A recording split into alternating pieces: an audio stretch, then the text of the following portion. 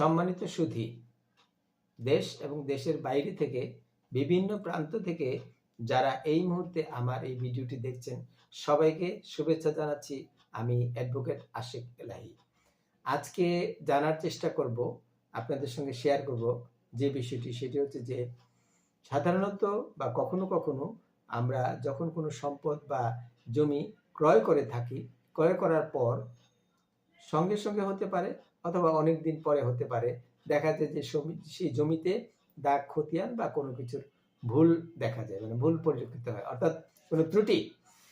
এই ত্রুটি সংশোধন করার ক্ষেত্রে সাধারণভাবে কয়েকটি পদ্ধতি আছে, তার মধ্যে একটি জটিল বিষয় এসে দাঁড়ায়।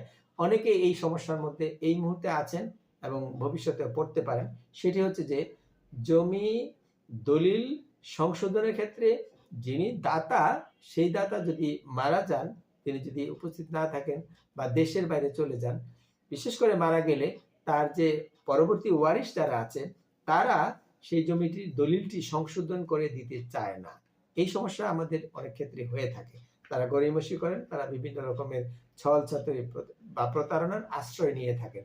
এক্ষেত্রে যিনি দলিল গ্রহণ করেছেন, অর্থাৎ ক্রেতা, তিনি একটা বিপদের মধ্যে পড়ে যান, একটা সমস্যার মধ্যে পড়ে যান। এটি একটি জটিল সমস্যা, অনেক দিন ঘুরতে হয় তাদের পিছনে।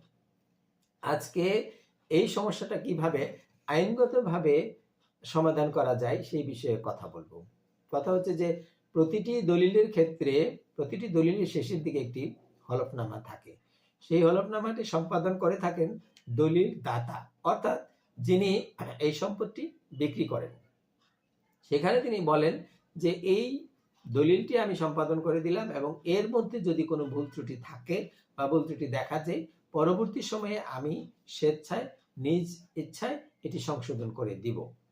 কিন্তু যেহেতু দলিলদাতা মারা যান, দলিলদাতার যে ওয়ারিশগণ আছে তারা পরবর্তী সময়ে প্রতারণামূলকভাবে এটিকে অস্বীকার করেন অথবা তারা করতে চান না।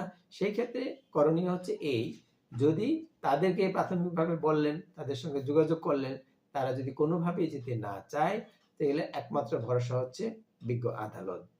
বিজ্ঞ আদালতে এই দলিলটি সংশোধনের জন্য একটি ঘোষণামূলক মামলা করতে হবে।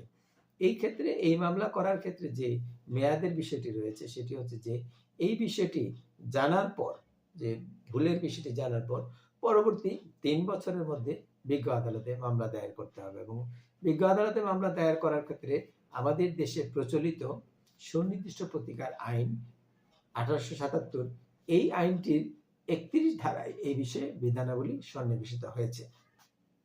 এখন প্রশ্ন হচ্ছে যে কে বা কারা এই দলিল সংশোধনের ঘোষণার মামলা করতে পারবেন। এক্ষেত্রে আইনে বলা আছে যে এই দলিলের সাথে সংশ্লিষ্ট ব্যক্তি, অর্থাৎ দলিলের সাথে স্বার্থ যার জড়িত, তিনি এই মামলাটি করতে পারবেন। বিজ্ঞ আদালতে মামলা দায়ের করার পর বিজ্ঞ আদালত বিবাদীগণকে নোটিশ দিবেন। তাদেরকে নোটিশ দিয়ে তারা যদি উপস্থিত না হয়, সেক্ষেত্রে আদালতে আপনি যদি উপস্থাপন করতে পারেন, প্রমাণ করতে পারেন যে আপনি সঠিকভাবে ক্রয় করেছিলেন এবং ভুল হয়েছে এবং এটি সংশোধন প্রয়োজন, সেক্ষেত্রে আদালত এটি সংশোধনের ঘোষণা দিলে সেই ঘোষণার যে আদেশটি আছে, সেই আদেশটি সংশ্লিষ্ট সাব রেজিস্ট্রি অফিসে জমা দিলে বা পাঠালে সাব রেজিস্ট্রি অফিস আপনার এই দলিলটি সংশোধন করে দিবে। এক্ষেত্রে নতুন করে আর কোনো দলিল করার প্রয়োজন হবে না। আশা করি বিষয়টি বুঝতে পারছেন। অর্থাৎ কোনো জমি বা সম্পদ ক্রয় করার পর যদি বিক্রেতা মারা যান, সেই ক্ষেত্রে তার ওয়ারিশ যদি জমি দলিল সংশোধন করে দিতে না চান, অর্থাৎ দলিলে যদি কোনো ভুল ত্রুটি থাকে সেটি যদি সংশোধন করে দিতে না চান, তাহলে বিজ্ঞ আদালতের মাধ্যমে মামলা করে সেটি সংশোধন করা সম্ভব। এটি আজকে আমরা জানলাম। এতক্ষণ আমার ভিডিওটি শোনার জন্য, সাথে থাকার জন্য আপনাদেরকে আবারও ধন্যবাদ জানাচ্ছি। সবাই ভালো থাকবেন। আল্লাহ হাফেজ।